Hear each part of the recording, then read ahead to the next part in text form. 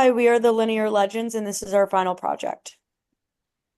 Our goal was to study New York City law enforcement, especially because policing across America has become controversial and highly debated in recent years, especially in regards to racial biases. We wanted to focus on a specific area to better understand the arrest patterns of a specific police department. So we chose the New York City Police Department as a large metropolitan area of study. And our initial hypothesis was that there's a relationship between demographic characteristics of race, sex, and age with felony classification. So the data that we are using here is from the New York City Open Data Platform, specifically a data set with all of the New York Police Department arrest records from the year 2024. Each observation is an individual arrest case with columns detailing classifications, time and location, and perpetrator demographics for individual arrests. For our analysis, we filtered the data frame for arrests only in the month of January. In our beginning data exploration, we began first by visualizing arrest counts by demographic characteristics and also by New York City neighborhood. Some interesting trends are shown here. We see larger counts of Black, white Hispanic, and white individuals being arrested in 2024. The age group with the largest number of arrests is individuals between 25 and 44 years, and the neighborhoods with the highest arrest counts are Manhattan, Brooklyn, and the Bronx. We used logistic regression to model the probability that an arrest was classified as a felony rather than a misdemeanor or violation.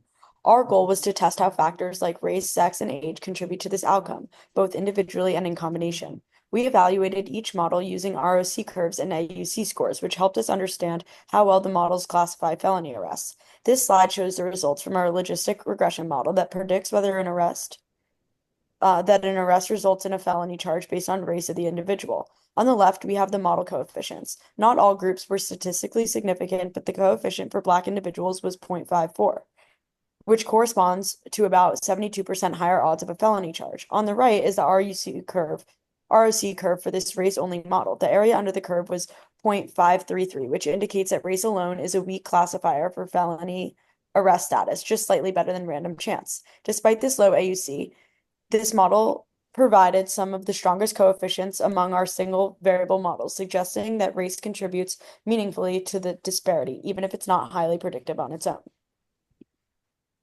This slide presents the results from our full logistic model, which includes all the three demographic predictors, race, sex, and age group. On the left, we see the ROC curve for this full model. The AUC is 0.568, which is only slightly higher than the race-only model from the previous slide.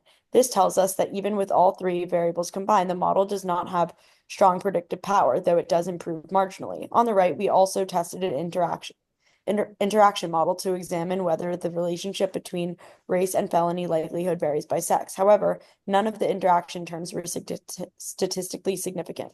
This suggests that the effect of race on felony charges is relatively consistent across gender, and so we focused our conclusions on the additive model. Overall, out of the three single variable logistic models, we found that age was the best single predictor for felony versus non-felony status with an AUC of 0.55. Additionally, in our combined additive model using age, sex, and race as predictors, we found that that was the best overall model. Some interpretations of the odds by race are shown here in comparison to the baseline race, which was American Indian or Alaska Native.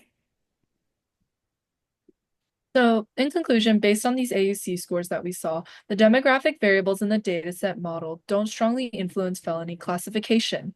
These low AUC scores may be the result of limitations in our data in our analysis, such as that we only used arrest data from January 2024 and we simplified punishment level into a binary outcome.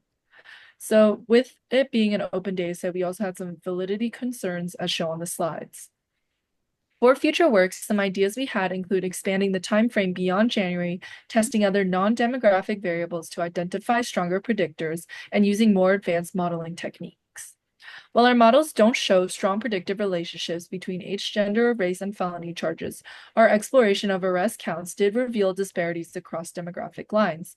That suggests that systemic bias may still exist, just not in the specified outcome we modeled. Thank you for listening.